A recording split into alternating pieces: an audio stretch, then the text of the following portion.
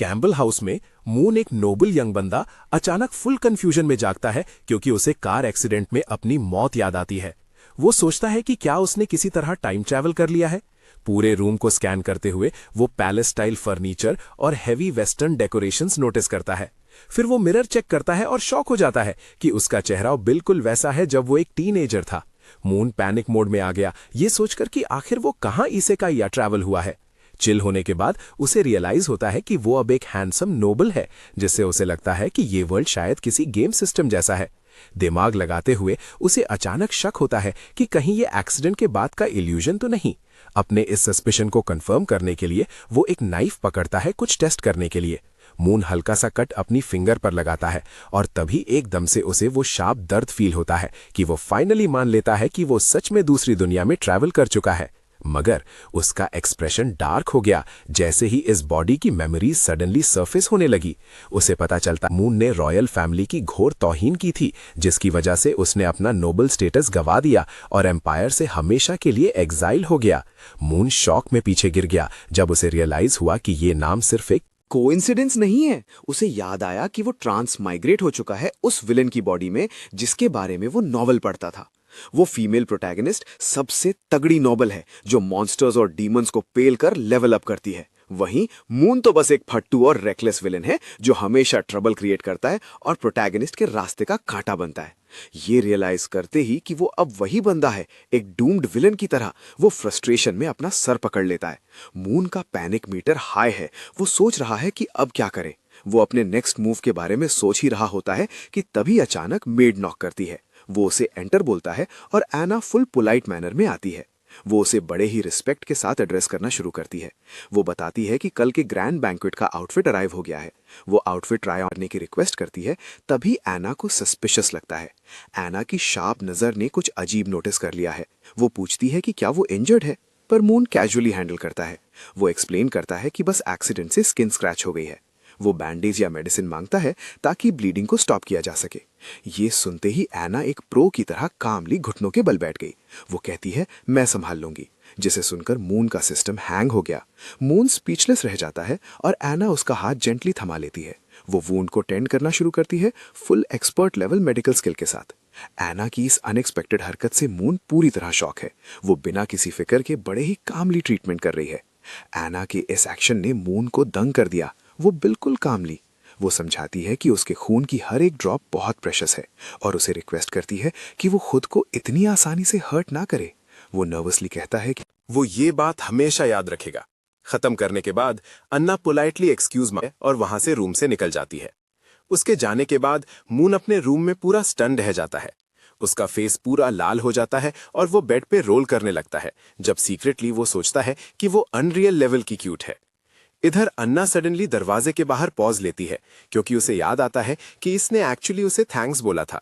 Moon को realise होता है कि उसके पास अभी भी वो सब है जिससे बाकी लोग जलते हैं, और उसे याद आता है कि उसका डाउनफॉल तब शुरू हुआ जब उसने फीमेल प्रोटैगनिस्ट को प्रोवोक किया था अपने कमिंग ऑफ एज सेरेमनी के दौरान। इस बदकिस्मत से बचने के लिए वो डिसाइड करता है कि उसे कोई भी रेकलेस काम अपकमिंग इवेंट में नहीं करना। लेकिन उसे सडनली याद आता है कि अन्ना ने ही वो कल की सेरेमनी की ड्रेस। फिर उसका एक्सप्रेशन एकदम पत्थर जैसा हो गया। मून तुरंत पैनिक मोड में गया और जोर से गाली दी। डेस्परेशन में उसने हर हेल्प के लिए पुकारा जो वो सोच सकता था, ये सोचते हुए कि क्या उसके पास कोई चीट्स हैं।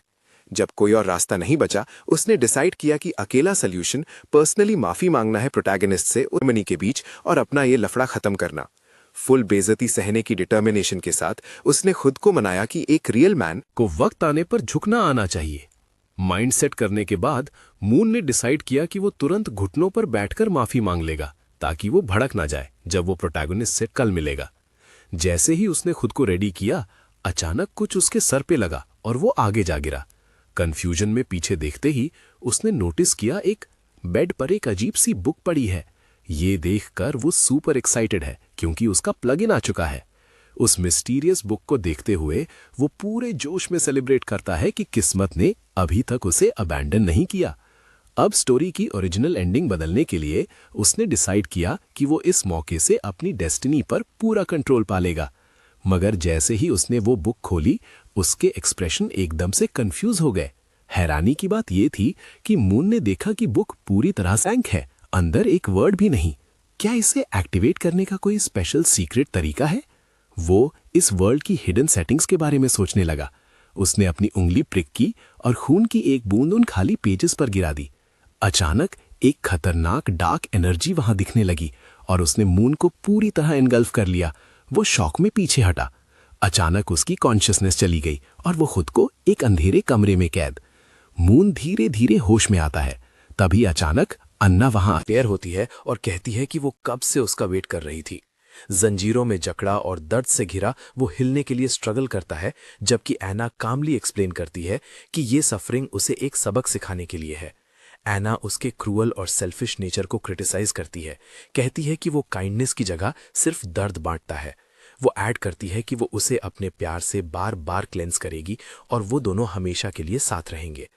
टेरिफाइड होकर मून उन जंजीरों से लड़ता है, जबकि वो डिक्लेयर करती है कि मौत भी उन्हें अलग नहीं कर सकती। वो पैनिक में चिल्लाता है और अचानक अपने रूम में जागता है, ये रियलाइज करते हुए कि वो बस एक ड्रीम था। हालांकि उसकी बॉडी पर वो लिंगरिंग पेन सब कुछ इतना रियल बना रहा था कि ये एक्सपीरियंस एकदम रियल फील हो रहा है। वो सोचता है कि शायद उस बुक ने उसे कोई प्रोफेटिक विजन या भविष्यवाणी दिखाई है, इसीलिए वो फटाफट उसे दोबारा खोलता है। तभी उसे झटका लगता है जब पेजेस पर एक सडन वार्निंग आती है जो कह रही थी कि अपनी किस्मत यानी फेट को मत बदलो।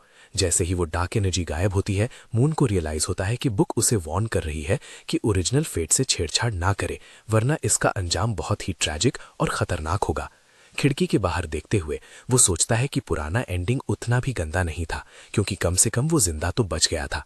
तभी उसे याद आता है कि वो निकम्मा सेकंड जनरेशन नोबल आखिर में एक भिखारी बन गया था, पर वो खुद को तसल्ली देता है कि उसकी सिचुएशन एकदम अलग होगी। मून पूरे कॉन्फिडेंस खुद को याद दिलाता है कि वो एक हार्ड वर्किंग बंदा था जिसने मॉडर्न सोसाइटी के इतने सारे स्ट्रगल्स को सर्वाइव किया था। वो अपने आप को कन्विंस करता है कि नोबल स्टेटस खोना कोई बड़ी डील नहीं है और वो किसी और देश में रीस्टार्ट कर सकता है अपने एस रैंक लेवल नॉलेज और एक्सपीरियंस से। बाद में वो एक ऐसा लग्जरियस मील एंजॉय करता है जो पिछली लाइफ में नसीब नहीं हुआ। मजे से स्वादिष्ट खाना खाते वक्त उसकी मॉम डचेस जॉयस उसका बदला हुआ मूड नोटिस करती हैं और पूछती हैं कि आज वो इतना ज्यादा खुश क्यों है। ड्यूक लियोन उसके डैड बोलते हैं कि मून जरूर कल के ग्रैंड बैंक्वेट के लिए एक्साइटेड होगा। मून कामली हाँ करता है, जबकि जॉयस प्राउड होकर बताती हैं कि कितनी नोबल लड़कियां उसके चार्म्स पर फिदा हो जाएंगी, पर मून तो ऑलरेडी एंगेज्ड है। वो कंप्लेन करती है कि प्रिंसेस सीलिया बहुत कोल्ड है और उनके बेटे की बिल्कुल भी लायक नहीं है। ये सुनकर मून बस स्माइल करता है और पूछता है कि सीलिया कौन है। फिर उसे याद आता है कि वो तो पूरे एम्पायर की सबकी प्यारी तीसरी प्रिंसेस। मगर फिर वो मुंहफट होकर पूछता है कि क्या उन्हें असलियत में पता है कि उनका बेटा किस लेवल का बंदा है। वो एक्सप्लेन करता है कि ओरिजिनल स्टोरी में उस कांड आगे चलकर कैम्बल फैमिली की वाट लगा देंगे और उनकी इज्जत मिट्टी में मिल जाएगी और वो एम्पायर के नोबल सर्कल से गायब हो जाएंगे। इस खतरनाक फ्यूचर को देखकर वो मन ही मन ठान लेता है कि ये एंडिंग उसे मंजूर नहीं और उसे इस किस्मत को पलटने के लिए कोई नया रास्ता या स्ट्रैटेजी ढूंढनी ही होगी। मून को रियलाइज होता है कि उसकी एग्जाइल पावर स्ट्रगल में उसके बाप के ट्रीजन की वजह से हुई थी, तो वो कैम्बल फैमिली को इस सारे कलेश से बाहर निकालने का डिसाइड करता है। अब सेरेमनी में सिर्फ एक ही दिन बचा है। मून जानता है कि उसे बहुत जल्दी सीलिया के साथ ये सीन सॉर्ट आउट करना पड़ेगा। उसे शक है कि मैंशन के अंदर शायद कोई गहरा राज छुपा हुआ है। ये सब प्लॉट से लिंक्ड है, इसलिए वो बाद में स्नीक आउट करने और छानबीन करने का डिसाइड करता है। तभी नॉल, उनकी एक मेड, हॉलवे से निकल रही होती है, जबकि मून डीप थॉट्स में खोया है, जिसके कारण दोनों अचानक एक दूसरे से टकरा जाते हैं। नॉल दर्द के मारे फ्लोर पर ढेर हो जाती है। मास्टर्स की तैयार की हुई ब्लैक टी गिराने के बाद मून फौरन सॉरी बोलता है और एक्सप्लेन करता है कि वो ख्यालों में था। तभी नॉल शॉक के साथ ऊपर देखती है। वो अपना हाथ लिफ्ट करने के लिए आगे बढ़ाता है, पर वो तुरंत पैनिक कर जाती है। एम्बैरेस्ड होकर नॉल जल्दी जल्दी माफी मांगती है और उसके कपड़ों से दाग साफ करने की कोशिश करती है, पर मार्क जाता ही नहीं और उसे लगता है कि उसका गेम ओवर हो गया। नल घबराकर मून से पनिशमेंट ना देने की भीख मांगती है। टी गिरने के बाद मून काफी कंफ्यूज लग रहा है, क्योंकि ये तो बस एक छोटी सी बात, एक्सीडेंट अलर्ट। जैसे ही वो उसे सपोर्ट करता है, वो नोटिस करता है कि उसकी बॉडी आग की तरह बर्निंग हॉट है। सिस्टम डिटेक्ट ये उसे फीवर है। मून कमांड देता है कि सिकनेस में रेस्ट करना जरूरी है, पर वो जिद करती है कि उसे काम करना है ताकि कल की ग्रैंड सेरेमनी की प्रेपरेशंस फिनिश हो सकें। एना की एंट्री होती है और मून उसे ऑर्डर देता है कि नल के रेस्ट का अरेंजमेंट करे। फिर वो उसका नाम पूछता है और फाइनली नल अपना इंट्रो देती है, कैरेक्टर प्रोफाइल अनलॉक्ड। पर एना को टेंशन है कि कल की सेरेमनी ने पहले ही उन्हें स्टाफ की शॉर्टेज में डाल दिया है, एचपी लो। मून डिसाइड करता है कि बीमार सर्वेंट्स रेस्ट करेंगे और सीधा ऑर्डर्स देता है कि मैंशन के बाहर से टेम्पररी वर्कर्स को रिक्रूट किया जाए। क्वेस्ट अपडेट, एना ऑर्डर्स ओबे करती है और हेडमेट को इन्फॉर्म करती है। मून के जाते ही नल मेंशन करती है कि कैसे पहले उसने आउटसाइडर्स को हायर करने से साफ मना कर दिया था, पर एना ने कहा कि बस मास्टर के ऑर्डर्स फॉलो करो और सवाल मत उठाओ। Mission ongoing. ऑर्डर्स फिनिश और रेस्ट शुरू। एना अभी भी डीप थॉट मोड में है। तभी मून रियलाइज करता है कि यहाँ पास्ट के मुकाबले कुछ सटल चेंजेस आ चुके हैं। इसी बीच एक अचानक इवेंट ट्रिगर होता है। ढेर सारी ज्वेलरी के पीसेस अचानक जमीन पर गिरने लगते हैं, सीधा फ्लोर पर मून ने रमेजिंग चालू रखी है उस ट्रेजर चेस्ट को छानने में और उस सीक्रेट आइटम को सर्च करने में जो उसे याद है। उसे रिकॉल होता है कि सीलिया जैसी ओपी मैजिक जीनियस से डील करने का अकेला रास्ता है एक ऐसी स्पेशल पोशन का करना जो सुपर एक्सपेंसिव और इल्लीगल है। आइटम फाउंड, उसे वो मिल गया और उसे याद आया कि ओरिजिनल स्टोरी के प्लॉट में इसे लेना कितना ज्यादा एक्सट्रीम लेवल का डिफिकल्ट टास्क था। वो आइटम निकलता है एक अंडरग्राउंड ब्लैक मार्केट का special VIP voucher, solid achievement unlocked. फिर उस रात मून सीधा चेसफोर्ड चेंबर ऑफ कॉमर्स की तरफ हेड करता है और वहां पहुंचते ही अपने सारे लॉयल अटेंडेंट्स को वहीं रुकने का ऑर्डर देता है, जबकि वो अंदर गोल्ड और सिल्वर ज्वेलरी खरीदने के बहाने जाता है ताकि अपने पेरेंट्स के लिए गिफ्ट ले सके। Mission active. मून सुनसान अंधेरी गलियों में मूव कर रहा है, बिल्कुल स्टेल्थ मोड में।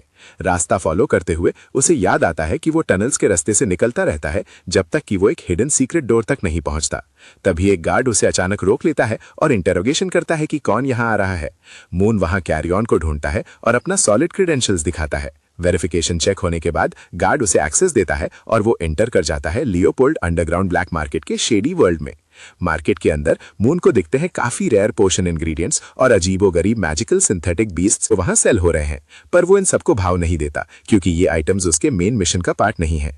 मून एक छोटी सी शॉप में एंटर करता है, तभी वहां का ओनर फुल ऑन एंथुजियाज्म के साथ उसका स्वागत करता है। मून एक ऐसे पोशन की डिमांड करता है जो कलरलेस और ओडरलेस हो और जो किसी को भी डीप स्लीप यानी घंटों के लिए बेहोश कर सके।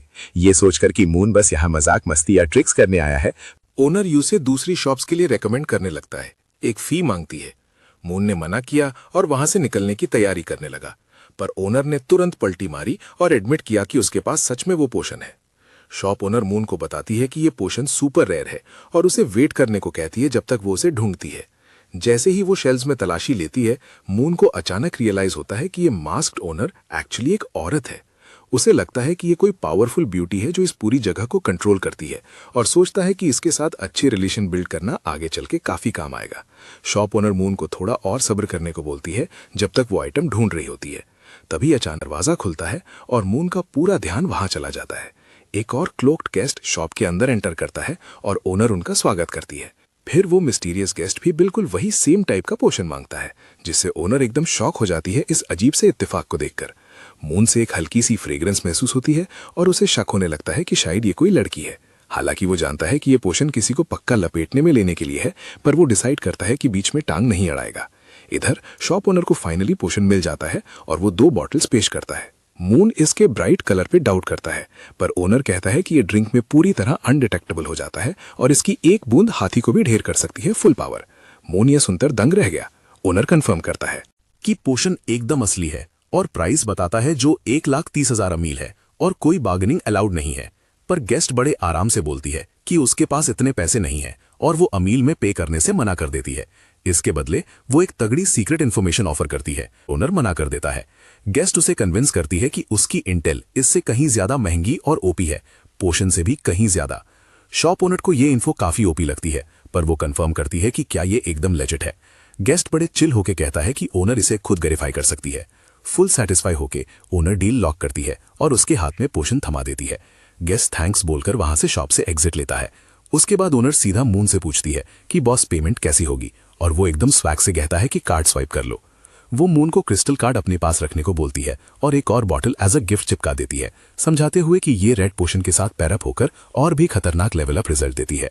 मून थैंक यू बोलकर फिर उस इन्फो के बारे में सवाल करता है जो गेस्ट ने पहले मेंशन की थी। ओनर थोड़ी ज्यादा ही क्यूरियस हो जाती है और वही सीक्रेट इन्फो उसे भी सेल करने का ऑफर देती है और सीधा सीधा 90,000 का हैवी प्राइस कोट करती है। ओनर ने अब 90,000 का रेट बढ़ा दिया है और प्राइस 900,000 हो गया, पर मून ने बाय करने से साफ मना कर दिया क्योंकि उसे लगा मार्केट बहुत ज्यादा शेडी और ग्रीड से भरा है। उसने